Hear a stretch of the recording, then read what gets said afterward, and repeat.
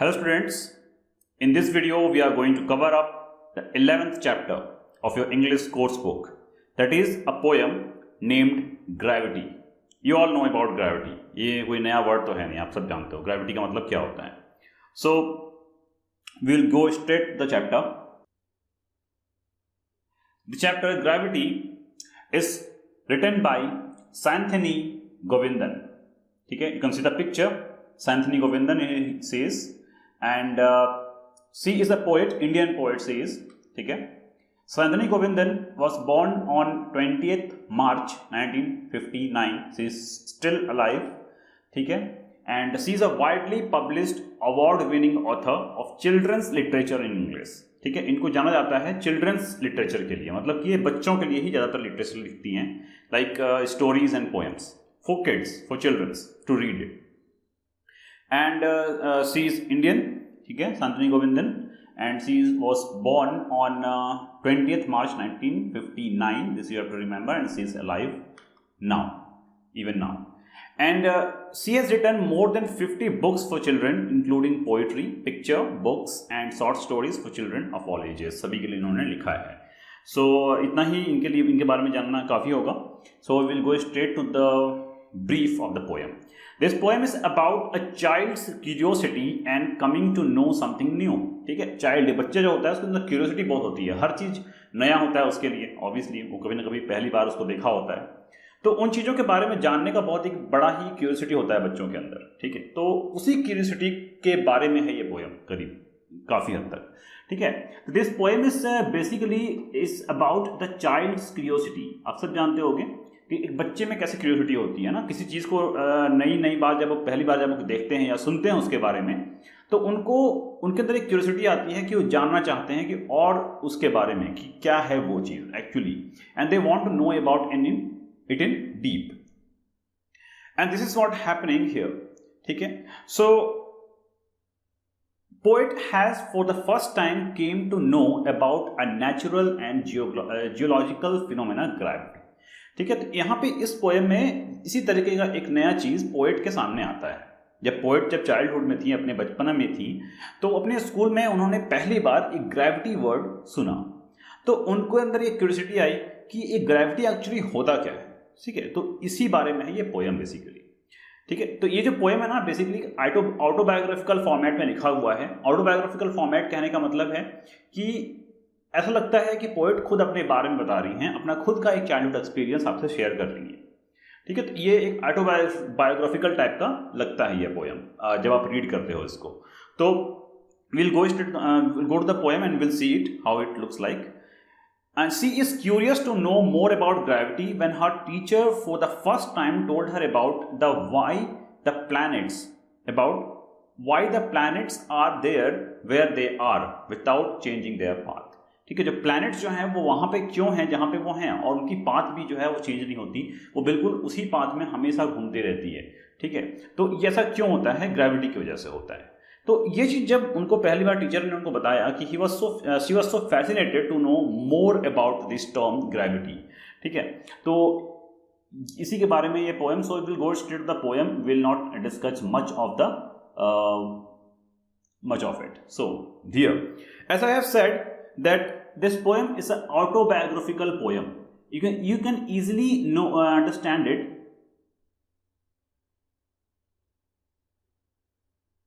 Autobiographical poem है ये. ठीक है, कैसे अब पता चलता है कि ये पोएम ऑटोबायोग्राफिकल है? Because you can see the tone here used और the pronoun here used is I. That means she is sharing her own childhood experience. वो अपनी खुद की एक चाइल्डहुड एक्सपीरियंस शेयर कर रही हैं आपसे. ठीक है, तो इस पूरे पोएम को ऑटोबायोग्राफिकल फॉर्मेट में लिखा हुआ है. तो अब हम लोग लाइन बाय लाइन पढ़ेंगे. Very simple poem, it's a very simple poem to understand it. ठीक है, just have to read. And अब पूरे पोएम में आपको लगेगा कि जैसे कि पोएट आपसे बात कर रहे हैं. ठीक है, आपको ऐसा लगेगा कि पोएट जो है आपसे बात कर रही हैं, अपना खुद का एक्सपीरियंस आपको बता रही हैं. ठीक है, तो ये जो पोएम है काफ़ी हद तक देखो डायरेक्ट इनडायरेक्ट टर्म्स में लिखे हुए हैं, डायरेक्ट इनडायरेक्ट सेंटेंसेस में लिखे हुए हैं. ठीक है, तो इससे पता चलता है कि ये जो पोएम है काफ़ी हद तक क्या है, इट्स ऑटोबायोग्राफिकल पोएम. ठीक है, तो ये कन्वर्सेशन के फॉर्मेट में ये पोएम पूरा लिखा हुआ है. So we'll go to the straight to the lines. Yesterday at school I learned something new. ठीक है, मतलब कल मैंने स्कूल में एक बहुत ही नया चीज पढ़ा. And it sounded so strange that I thought it must be untrue. लेकिन वो इतना स्ट्रेंज लगा सुनने में मुझे कि मुझे लगा कि वो चीज़ जो टीचर मुझे बोल रही है वो सच हो ही नहीं सकता, वो तो एक अनट्रू चीज़ है. ऐसा पॉसिबल कैसे हो सकता है? How can it be possible? My teacher taught us about gravity. मेरे टीचर ने मुझे ग्रेविटी के बारे में पढ़ाया. An extra ordinary force. उन्होंने बताया कि ये जो ग्रेविटी है ये बहुत ही एक्स्ट्रा ऑर्डिनरी फोर्स है. ठीक है. And that holds the universe together and keep the planets on course. और टीचर मुझे बताती हैं कि ये जो ग्रेविटी है ये यूनिवर्स को क्या होता है, संभालता है. यूनिवर्स जो है इस ग्रेविटी की, ग्रेविटेशनल फोर्स की वजह से ही टिका हुआ है. इवन द प्लैनेट्स जो हैं वो अपने कोर्स में, अपने पाथ में घूमते हैं. किस वजह से? ग्रेविटी की वजह से. तो ये चीज मुझे जब मैंने सुना पहली बार तो मुझे लगा कि no, it can not happen, how can it be true. ठीक है, तो ऐसा उनको लगता है. The poet is thinking that ये कैसा सच हो सकता है. Gravity, teacher said, keep things in their proper place. Teacher ने कहा कि जो ग्रेविटी है वो चीजों को अपनी जगह पे रखती है, चीजों को उस जगह पे रखती है जहां पे वो हैं. ठीक है, नहीं तो क्या होगा, ग्रेविटी अगर नहीं होगी तो क्या होगा, हर चीज एक दूसरे अपने प्लेस में रहेगा ही नहीं. वो हर चीज जो है वो अपनी जगह से दूसरी जगह पे मूव करता रहेगा without any static place to kept on. ठीक है. It keeps people, building, air, water from floating into space. जो ग्रेविटी है उसी की वजह से जो बिल्डिंग है, एयर है, वाटर है, ठीक है, और जितनी भी चीजें जो अर्थ पे हम देखते हैं वो सभी अपनी जगह पे स्थिर हैं, अपनी जगह पे रखी हुई है. ठीक है. तो अगर वो नहीं होता तो ये सारी चीजें जो हैं वो स्पेस में फ्लोट कर रही होती. ठीक है. तो ये टीचर उनको बोल रही है. When you throw a ball up into the air, gravity makes it fall to the ground. जब आप बॉल को ऊपर फेंकते हो तो ये ग्रेविटी ही है जो बॉल को नीचे ग्राउंड पर ले आता है. Gravity, nature's invisible most dominant force, works without sound.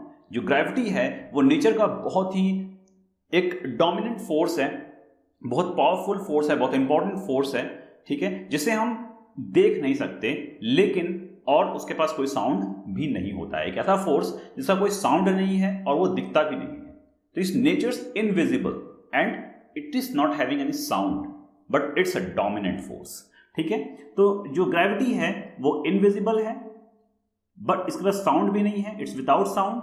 ठीक है. And but it is most dominant force in the nature. Nature का ये बहुत ही डोमिनेंट फोर्स है. ठीक है. फर्स्ट स्टैंजा में आपको समझ में आता है कि यही चीज है. So first stanza you can see that poet has first time come across this term gravity where teacher is teaching them, and teacher says that gravity is a extraordinary force of this nature. It's invisible, and it is not having any sound. It is the gravity because of which this all the things in the universe are held together. ठीक है. And all the planets are on its course. Everything is on a place. If gravity is not there in the space and the environment, then on Earth, then everything will be floating in the space. This is what the teacher says to them. ठीक है. And the ball when you throw a ball up in the air, it is the gravity that brings it down to the ground. ठीक है. जो gravity है वही ball को नीचे लेकर आता है. ठीक है. Stanza 2. After I learnt about gravity, I was filled with great wonder. The amazing things that gravity did really made me ponder. Okay? तो जब मैंने ग्रेविटी के बारे में पढ़ा, जब मैं ग्रेविटी के बारे में जाना, तब मुझे एक बहुत ही ज़्यादा अच्छा लगा. I was filled with great wonder. मैं बहुत सारी चीज़ों के बारे में सोचने लगी and I felt the great wonder. The amazing thing that gravity did really made me ponder. तो जो ग्रेविटी की वजह से जो भी चीजें होती हैं वो सब चीजें मुझे सोचने पे मजबूर करती हैं. पॉन्डर मतलब होता है सोचना. ठीक है. वंडर का मतलब भी सोचना ही होता है. ठीक है. लेकिन wonder that means you are imagining. Ponder मतलब होता है आप किसी चीज के ऊपर आप किसी चीज को बार बार सोचते हो. ठीक है. मतलब आप उस चीज को सोचकर परेशान रहते हो कि व्हाई इट इज हैपनिंग. ठीक है। तो पॉन्डर और वंडर के बीच में थोड़ा सा डिफरेंस होता है। वंडर मतलब होता है आप किसी चीज को इमेजिन कर रहे हो, यू आर इमेजिनिंग समथिंग। और पॉन्डर मतलब क्या होता है कि आप किसी चीज पे सोच विचार कर रहे हो, आप परेशान हो उस चीज को सोचकर, ठीक है। तो दोनों वर्ड में यही डिफरेंस है, ठीक है। तो पोएट जो है जब फर्स्ट टाइम जब ग्रेविटी के बारे में जानती हैं तो वंडर से भर जाती हैं, ठीक है, इमेजिनेशन से भर जाती हैं। और साथ ही साथ वो इस अमेजिंग थिंग के बारे में दैट ग्रेविटी डिड, ग्रेविटी जैसे जो चीज़ें करता है, जिस चीज़ों को ग्रेविटी टीचर ने बताया उनको कि ग्रेविटी ये सारी चीज़ें करती हैं, ठीक है, उन सब चीज़ों के बारे में वो सोचती रहती हैं हर समय कि कैसे होता है ये। तो that is she is pondering, ठीक है। तो it's gravity that makes fruit from trees fall to the ground. जैसे कि उन्होंने फर्स्ट स्टैंजा में बताया था कि जब बॉल हम ऊपर फेंकते हैं तो वो नीचे ग्रेविटी की वजह से आता है। ठीक उसी तरह से जब कभी भी पेड़ से जब फल गिरता है, जब फ्रूट्स गिरते हैं, तो वो भी ग्रेविटी की वजह से ही ग्राउंड पे आ जाते हैं। Instead of rolling into the sky never to be found, ठीक है। तो जो फल है अगर वो ग्राउंड पे आ गया, अगर वो ग्राउंड पे नहीं आता तो वो कहीं स्काई में चला जाता और वो कभी भी हमें नहीं मिलता। लेकिन it's because of the gravity that this fruit has fallen to the ground, not has gone to the sky, never to be found. So this is the meaning of these two sentences. Next, it's gravity that helps me to have a shower every day. ये gravity ही है जो कि मुझे shower करने के लिए enable करता है। अगर ग्रेविटी नहीं होता तो यू कैन इमेजिन, आप suppose you are taking water on in a mug and you are trying to shower yourself, और आप अगर किसी शावर के सामने भी खड़े हो, मान लो आप शावर के नीचे खड़े हो, and if there is no gravity the water will go up instead of coming down, ठीक है। जो वाटर है वो नीचे आने की जगह पर ऊपर जाने लगेगा, तो how will you take shower.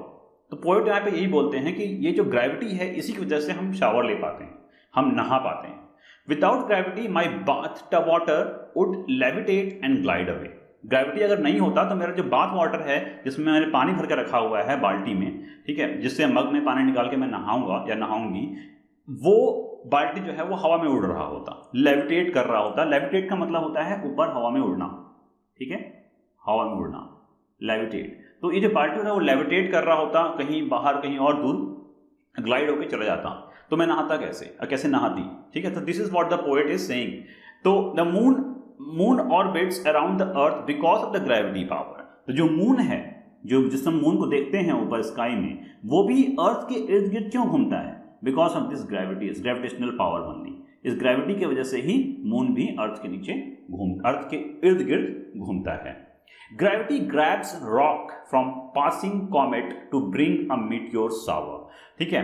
तो एक ग्रेविटी ही है जो बहुत सारे छोटे छोटे पत्थर हैं जो कि हमें कभी कभी दिखता है टूटता हुआ तारा की तरह, जो कि हमारे एटमॉस्फेयर में आ जाता है और वो बिल्कुल एक क्या है, मीटियोर शावर की तरह दिखता है।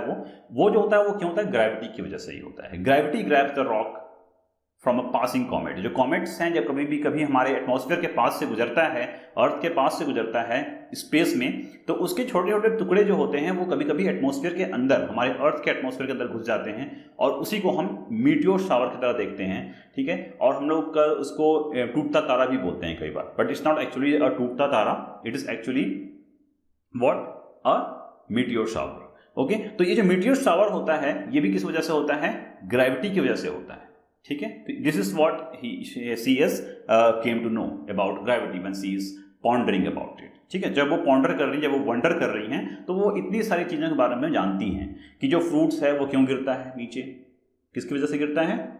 ग्रेविटी की वजह से गिरता है। वो शावर ले पाती है तो किस वजह से ले पाती हैं? ग्रेविटी की वजह से ले पाती हैं। अगर वो मून जिसको वो देखती हैं जो अर्थ के इर्द गिर्द घूमता रहता है, वो किसकी वजह से घूमता है? ग्रेविटी की वजह से घूमता है। ग्रेविटी ग्रैब्स रॉक फ्रॉम, और जो कॉमेट से, जो पासिंग कॉमेट से जो मीटियोर शावर होता है हमारे अर्थ पे, वो किस वजह से होता है? ग्रेविटी की वजह से होता है। तो poet is here pondering and wondering about this term gravity and where he comes to know about this new term, ठीक है। इस चीज के बारे में वो पहली बार जानती हैं और उसके बारे में वो रिसर्च कर रही हैं, खोज रही हैं। And she is coming to know all this thing about gravity. वो ग्रेविटी के बारे में सारी चीजें जान पा रही हैं।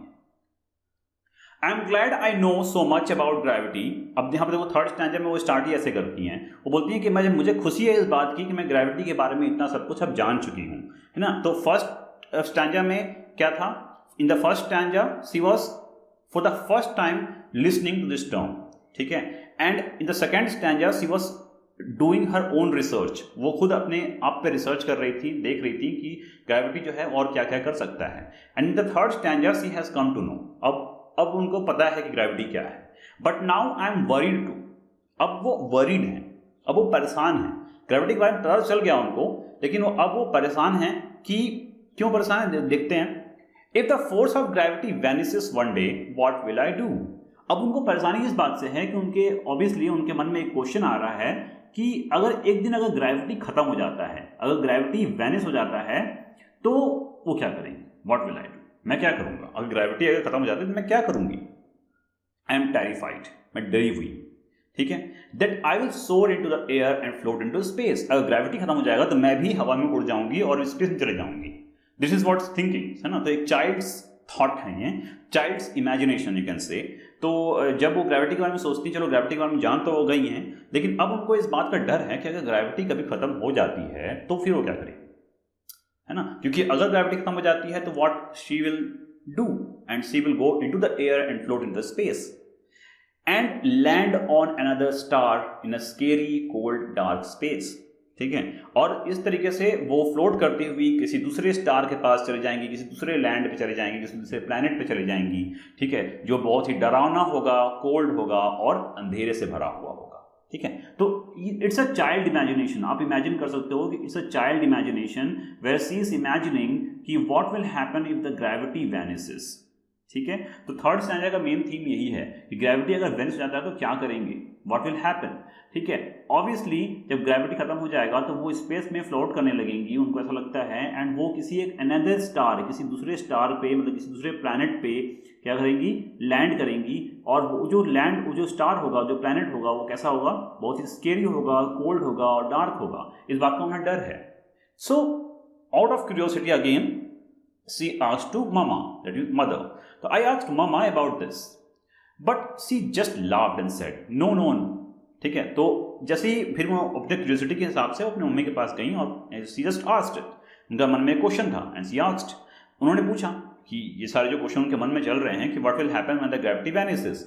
तो मदर उनको बोलती हैं कि but this is not going to happen. No, this is not going to happen. This is the mother is saying. This is what mother is saying. She laughed and said, no. That's never going to happen. So don't you worry so. ऐसा कुछ होने वाला नहीं है, तो तुम परेशान मत हो. But I am still not fully convinced and hope that mama is right. लेकिन फिर भी मुझे जो मामा का आंसर है, जो मदर का आंसर है, वो मुझे कन्विंस नहीं कर पाता है. ठीक है. मुझे अभी भी डाउट है कि अगर जो ग्रेविटी वो खत्म हो जाएगा तो होगा क्या. लेकिन फिर भी चलो मदर ने जो बोला है उसी को हम सही मानते हैं. I hope that mother is right. मैं होप करती हूँ कि मदर जो है वो सही हूँ. And if she is not I can't bear to think of my plight. और अगर वो गलत हैं तो फिर मैं इमेजिन नहीं कर सकती कि मेरा जो प्रॉब्लम, मेरी जो दुख होगी वो क्या होगी. प्लाइट मतलब होता है पेन और सैडनेस. ठीक है. तो प्लाइट मीन्स सैडनेस. तो जो मेरी जो सैडनेस होगी, जो मेरी दुख होगी, उसका कोई अंदाजा, कोई इमेजिनेशन नहीं है मुझे, अगर इन केस माँ गलत होती हैं तो. This is what the 3 stanzas is about and the poem here is completed. One more thing that you can go through is the rhyming pattern, and I have not discussed it because we have discussed it in the earlier poems. So I know you all know it. So इसलिए मैंने यहाँ bracket में बस यहाँ पे लिख दिया है and you can go through it. ठीक है. तो rhyming pattern is in this way: A A B B C C D D. ठीक है. And this all the 3 stanzas are of 8 lines. ठीक है. 8 lines के हैं जो, और हर 2 lines जो हैं एक दूसरे के साथ में rhyming है. So in this way we have completed the poem. This poem is very simple, in the conversational way, in the autobiographical format, written by Santhini Govindan. Okay, so in this way we have completed the poem. If you have any problem, then you can obviously ask the question in the comment section and I will answer. So I hope you all have understood the poem. So goodbye.